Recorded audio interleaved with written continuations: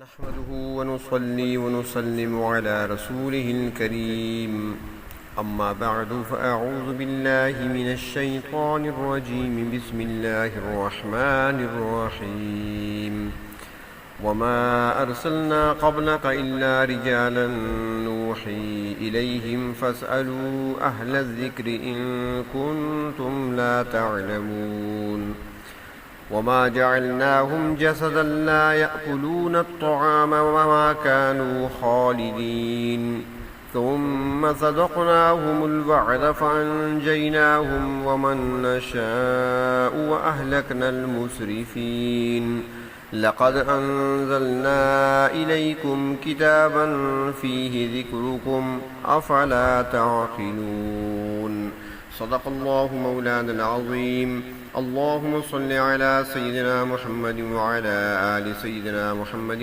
وبارك وسلم۔ آیت نمبر 7 تا 10 سورۃ الانبیاء کی۔ اس سے پہلے درس میں یہ بات گزر چکی ہے کہ منکرین کا ایک اعتراض یہ تھا هل هذا الا بشر مثلکم، کہ یہ تو تمہاری ہی جیسے انسان ہے، بھلا ان کو تم رسول کیسے مان لو گے؟ ان میں کوئی خاص بات تو ہے نہیں، کوئی فرشتہ ہوتا جس میں انسانی لوازمات نہ ہوتے تو ہم مان بھی لیتے، مگر ایک انسان کو نبی اگر مان لیں ہم تو پھر تو ہم نقصان میں پڑ جائیں گے۔ تو اس اعتراض کے جواب میں اللہ رب العزت نے یہاں ارشاد فرمایا وما ارسلنا قبلک الا رجالا نوحی الیہم، اور نہیں بھیجے ہم نے اس سے پہلے نبی اور رسول مگر وہ مرد ہی تھے، اور ہم ان کی طرف وحی نازل کیا کرتے تھے۔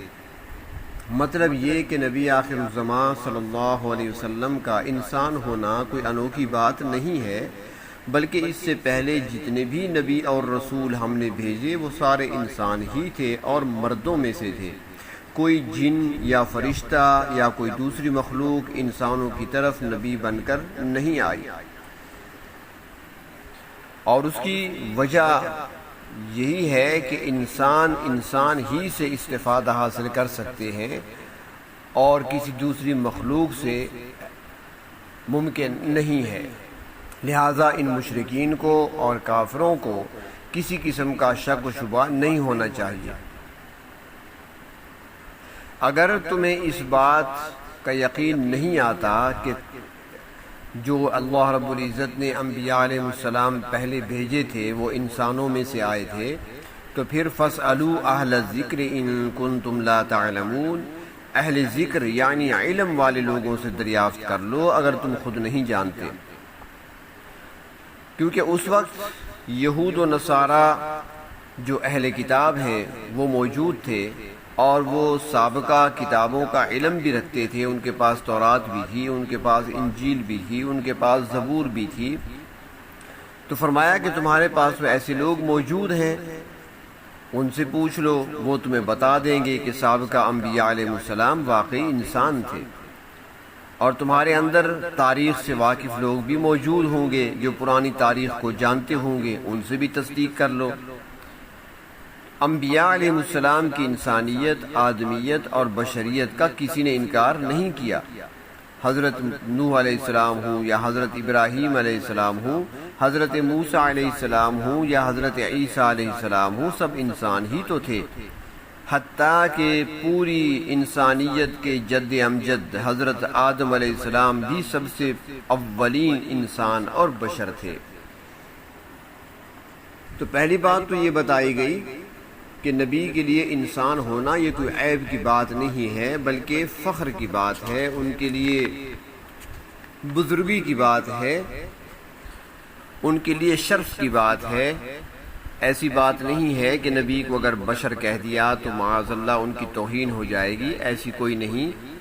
نبی کا مقام بحیثیت انسان دینی، اخلاقی، علمی اور عملی لحاظ سے ہوتا ہے، نبی کی روحانیت اور عمل اعلیٰ درجے کا ہوتا ہے، اور نبی کا ایک عمل ساری امت کے اعمال پر بھاری ہوتا ہے۔ نبی کا ایک سجدہ اور پوری امت کے سارے زندگی کے سجدے، یہ سارے سجدے مل کر بھی ایک سجدے کا مقابلہ نہیں کر سکتے۔ نبوت کا تعلق روحانیت اور اخلاق کی بلندی سے ہوتا ہے۔ اور دوسری بات یہ ارشاد فرمائی کہ رجالن یعنی مرد ہوتے ہیں، کوئی عورت کبھی منصب نبوت پر فائز نہیں ہوئی، بلکہ 1,00,000 سے زائد تمام انبیاء اور رسول مردوں میں سے مبعوث ہوئے۔ اللہ رب العزت نے عورتوں کو بھی فضیلت عطا فرمائی ہے۔ نبوت کے بعد دوسرا مرتبہ صدیقیت کا ہے۔ اللہ رب العزت نے یہ دوسرا مرتبہ صدیقیت کا عورتوں کو عطا فرمایا ہے۔ حدیث شریف میں آتا ہے، نبی اکرم صلی اللہ علیہ وسلم کا فرمان مبارک ہے کہ مردوں میں سے تو بہت سے کامل گزرے ہیں، یعنی انبیاء، رسول اور صدیق، مگر عورتوں میں سے اللہ رب العزت نے حضرت مریم بنت عمران، حضرت خدیجہ بنت خویلد، حضرت آسیہ بنت مزاحم اور زوجہ جو کہ فرعون کی بیوی تھیں، فرمایا کہ ان کو فضیلت بخشی ہے، اور حضرت عائشہ رضی اللہ تعالی عنہا کی فضیلت تمام عورتوں پر ایسی ہے جیسے ثرید کھانے کی باقی کھانوں پر تمام پر فضیلت رکھتا ہے، اسی طرح حضرت عائشہ رضی اللہ تعالی عنہا کی فضیلت ہے تمام عورتوں پر۔ حضرت عائشہ صدیقہ رضی اللہ تعالی عنہا نے دین کی بڑی خدمت کی۔ امت کی عورتیں ان سے تربیت حاصل کرتی تھیں، ان سے دین سیکھنے کے لیے آیا کرتی تھیں۔ اور حضرت مریم کے بارے میں تو اللہ تبارک و تعالی نے خود فرمایا، وہ امہ صدیقہ، یعنی حضرت عیسیٰ علیہ السلام کی والدہ صدیقہ تھی۔ عورتوں کو بھی یہ فضیلت عطا فرمائی گئی ہے، مگر کسی عورت کو اللہ نے نبی نہیں بنایا۔ ہدایت اور رہنمائی کا کام مردوں کے سپرد کیا گیا ہے، اور عورتوں کو مردوں کے تابع رکھا گیا ہے۔ بلکہ دیکھا جائے تو اجتماعیت کے جتنے بھی کام ہیں، نظام حکومت ہو یا جمعہ عیدین ہو یا نماز با جماعت ہو یا فریضہ جہاد ہو، یہ اللہ رب العزت نے براہ راست مردوں پر ہی یہ ذمہ داری عائد فرمائی ہے۔ حدیث شریف میں آتا ہے کہ کچھ عورتوں نے نبی اکرم صلی اللہ علیہ وسلم کی خدمت میں عرض کیا کہ حضور، مرد جہاد میں براہ راست حصہ لے کر بڑی فضیلت حاصل کرتے ہیں، مگر ہم عورتیں اس سے محروم ہیں۔ تو آپ صلی اللہ علیہ وسلم نے اس کے جواب میں ارشاد فرمایا کہ جہادکن الحج، تمہارا جہاد حج ہی ہے، جنگ میں براہ راست حصہ لینا تمہارے فرائض میں داخل نہیں ہے۔ اگر دوران جنگ غیر معمولی حالات پیش آ جائیں تو پھر عورتیں لڑائی کے دوران بالواسطہ حصہ لے سکتی ہیں، مجاہدین کو پانی پلانے یا ان کی مرہم پٹی کرانے کے کام میں ہاتھ بٹا سکتی ہیں۔ اللہ رب العزت نے مردوں کے لیے الگ احکام رکھے ہیں اور عورتوں کے لیے کچھ الگ احکام رکھے ہیں جو ان کی استطاعت کے مطابق ہیں۔ مردوں پر اگر با جماعت نماز واجب ہے تو عورتوں پر ایسا نہیں۔ حدیث شریف میں آتا ہے، نبی اکرم صلی اللہ علیہ وسلم نے اس حد تک ارشاد فرمایا کہ جب تمہاری عورتیں مسجد جانے کی اجازت طلب کریں تو انہیں اجازت دے دیا کرو، وَبُيُوتُهُنَّ خَيْرٌ لَهُنَّ، مگر ان کے گھر ہی ان کے لیے بہتر ہیں۔ عورت کی نماز مسجد کی نسبت گھر میں زیادہ فضیلت رکھتی ہے۔ اگر راستہ پرامن ہو، عورت نے بھڑکیلا لباس نہ پہن رکھا ہو، خوشبو نہ لگائی ہو، تو اسے مسجد میں جانے کی اجازت ہے، ورنہ عورت جتنی تاریکی اور بند کمرے میں نماز ادا کرے گی اتنا ہی زیادہ اجر کی مستحق ہوگی۔ تو اللہ تعالیٰ نے فرمایا کہ ہم نے جتنے بھی نبی اور رسول بھیجے ہیں سب کے سب مرد تھے، کسی دوسری جنس سے نہیں تھے۔ فرمایا اگر تمہیں کسی قسم کا شک و تردد ہو تو اہل علم سے پوچھ لو، وہ تمہیں بتائیں گے کہ یہ بات ٹھیک ہے یا نہیں۔ آگے ارشاد فرمایا وَمَا جَعَلْنَاهُمْ جَسَدًا لَا يَأْكُلُونَ الطَّعَامَ، ہم نے انبیاء علیہ السلام کے جسم ایسے نہیں بنائے جو کھانا نہ کھاتے ہوں۔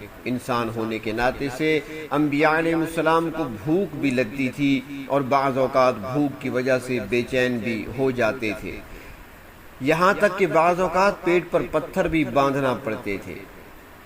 کھانا پینا یہ کمال کے خلاف نہیں ہے، ایک دفعہ نبی اکرم صلی اللہ علیہ وسلم گھر سے باہر تشریف لائے، دیکھا کہ حضرت ابوبکر صدیق رضی اللہ تعالی عنہ بھی گھر سے باہر ہیں۔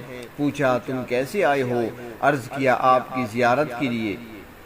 اس کی تھوڑی دیر کے بعد حضرت عمر رضی اللہ تعالی عنہ بھی آ گئے، ان سے دریافت فرمایا کہ تم کیسے گھر سے باہر آئے؟ عرض کیا حضور بھوک نے ستا رکھا ہے مگر گھر میں کچھ نہیں ملا۔ آپ صلی اللہ علیہ وسلم نے فرمایا میں بھی ایسا ہی محسوس کر رہا ہوں۔ پھر آپ صلی اللہ علیہ وسلم نے ارشاد فرمایا چلیں ابو الہیثم انصاری کے باغ میں چلتے ہیں۔ آپ وہاں تشریف لے گئے، اس صحابی نے ٹھنڈا پانی پلایا، کھجوریں کھلائیں اور بکری ذبح کر کے گوشت پیش کیا جو کہ حضور صلی اللہ علیہ وسلم اور آپ کے دونوں جانثاروں نے تناول فرمایا۔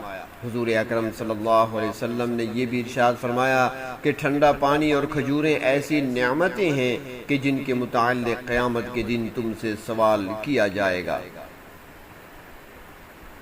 ایک اور روایت میں آتا ہے کہ ایک مرتبہ حضور اکرم صلی اللہ علیہ وسلم دیوار کے ساتھ ٹیک لگائے ہوئے تشریف فرما تھے کہ ایک آپ کے صحابی تشریف لائے، ان کا پیٹ بھوک کی وجہ سے چپک گیا تھا۔ حضرت جابر رضی اللہ تعالیٰ عنہ کی روایت میں آتا ہے کہ انہوں نے دیکھا کہ بھوک کی وجہ سے حضور صلی اللہ علیہ وسلم بڑے کمزور معلوم ہو رہے ہیں۔ آپ فوراً گھر گئے اور بیوی سے پوچھا کیا گھر میں کھانے کے لیے کچھ ہے، کیونکہ حضور صلی اللہ علیہ وسلم بھوک کی وجہ سے پریشان ہو رہے ہیں۔ اور پھر آگے حضور صلی اللہ علیہ وسلم اور بہت سے صحابہ کرام کو کھانا کھلانے کا مشہور واقعہ بھی پیش آیا۔ تو فرمایا کہ بھوک نبیوں کو بھی لگتی ہے اور ان پر دیگر امور طبعیہ جیسے رونا، موت، حیات وغیرہ بھی وارد ہوتے ہیں۔ انبیاء علیہ السلام اولاد اور بیویوں سے بھی پاک نہیں تھے۔ انبیاء علیہ السلام نے شادیاں بھی کی ہیں، ان کی اولادیں بھی ہوئی ہیں۔ اللہ تبارک و تعالی نے فرمایا وَجَعَلْنَا لَهُمْ أَزْوَاجًا وَذُرِّيَّةً سورۃ رعد میں ہے کہ انبیاء علیہ السلام شادی بھی کرتے ہیں اور ان کے ہاں اولاد بھی ہوتی ہے۔ وَمَا كَانُوا خَالِدِينَ اور ہمیشہ رہنے والے نہیں ہوتے۔ جب اپنا مشن مکمل کر لیتے ہیں، کام مکمل ہو جاتا ہے تو پھر وہ چلے جاتے ہیں۔ تو بتایا گیا کہ تمام انبیاء علیہ السلام بشر تھے اور مرد تھے۔ اللہ رب العزت نے ان پر وحی نازل فرمائی، کتاب عطا فرمائی، علم اور شریعت دی، ان کو امت کے لیے نمونہ بنایا، ان کا اخلاق بلند فرمایا اور اپنے علم، عمل اور اخلاق کے ذریعے مخلوق خدا کو انہوں نے ہدایت کے راستے کی طرف دعوت دی۔ اللہ رب العزت نے ان کو عام انسانوں کی نسبت بلند مرتبہ عطا فرمایا تھا، یہی ان کی خصوصیت تھی۔ ارشاد ہوا ثم صدقناہم الوعد پھر ہم نے ان سے سچا وعدہ کیا۔ اہل ایمان کے ساتھ اللہ تعالیٰ کا وعدہ یہ تھا کہ وہ انہیں خلافت عطا فرمائیں گے اور ان کے مشن کو کامیاب بنائیں گے، اور اللہ رب العزت نے اپنا وہ وعدہ پورا فرمایا۔ فَأَنْجَيْنَاهُمْ وَمَن نَّشَاءُ پھر ان کو بھی نجات دی دشمن کے مقابلے میں اور ان کو بھی جن کو ہم نے چاہا۔ جو بھی ایمان لائے اور جنہوں نے نیک اعمال انجام دیے، اللہ رب العزت نے ان کو دشمنوں سے نجات دی۔ وَأَهْلَكْنَا الْمُسْرِفِينَ اور حد سے بڑھنے والوں کو ہلاک کیا۔ اللہ رب العزت نے قرآن پاک میں بہت سے انبیاء علیہ السلام کے واقعات بیان فرمائے ہیں اور پھر ان کی اقوام کی ہلاکت کا بھی ذکر فرمایا ہے، جیسے حضرت نوح علیہ السلام کی قوم، حضرت ہود علیہ السلام کی قوم، حضرت لوط علیہ السلام کی قوم کا ذکر، حضرت شعیب اور حضرت صالح علیہ السلام کی قوموں کا ذکر اللہ رب العزت نے قرآن حکیم میں فرمایا ہے۔ فرمایا لقد انزلنا الیکم کتابا البتہ تحقیق ہم نے آپ کی طرف ایک کتاب نازل کی ہے، فیہ ذکرکم جس میں تمہارے لیے نصیحت کا سامان ہے۔ فرماتے ہیں کہ ذکر سے مراد شرف بھی ہے، یعنی یہ قرآن آپ کے لیے اور آپ کی قوم کے لیے باعث شرف اور باعث عزت ہے، اور اس سے بڑھ کر عزت کیا ہو سکتی تھی کہ اللہ رب العزت نے قرآن پاک کو قریش ہی کی زبان عربی میں نازل فرمایا اور ان کو دین کا سب سے پہلا داعی بنایا، اور آپ صلی اللہ علیہ وسلم کی قوم کو ساری دنیا کا استاد بنایا۔ سب سے پہلے اس کلام مقدس سے عرب کے لوگ خصوصاً قریش مستفید ہوئے اور پھر اس مشن کو آگے چلایا ان لوگوں نے۔ خلفائے راشدین کے دور میں صحابہ کرام رضی اللہ تعالی عنہم قرآن پاک کے پیغام کو لے کر آگے بڑھتے رہے، اور پھر کچھ حالات ایسے پیدا ہوئے کہ جس کی وجہ سے وہ ترقی رک گئی اور مسلمان انتشار کا شکار ہوئے اور زوال کا دور شروع ہو گیا۔ آخری دور میں پھر اسلام کو غلبہ نصیب ہوگا، سارے دین مغلوب ہو جائیں گے، اسلام کا بول بالا ہوگا۔ تو اللہ تعالیٰ نے فرمایا کہ ہم نے آپ کی طرف ایک کتاب نازل کی ہے جس میں آپ کے لیے نصیحت ہے، شرف اور عزت ہے۔ افلا تعقلون، کیا تم عقل نہیں رکھتے؟ کیا تم اس پر غور نہیں کرتے کہ اللہ رب العزت نے یہ کتنی بڑی نعمت تمہیں عطا کی ہے؟ اللہ کے انعام کا شکر ادا کرو اور قرآن پاک پر اور نبی اکرم صلی اللہ علیہ وسلم کی رسالت پر اعتراض نہ کرو، بلکہ ان پر ایمان لے آؤ۔ اسی میں تمہاری فلاح ہے، اسی میں تمہاری کامیابی ہے، اسی میں تمہاری دنیا میں عزت ہے اور آخرت میں سرخ روئی ہے۔ اللہ تبارک و تعالی کلام مقدس سے حقیقی سچا پیار نصیب فرمائے اور اسے سمجھنے اور اس پر عمل کرنے کی توفیق عطا فرمائے۔ وآخر دعوانا ان الحمد للہ رب العالمین۔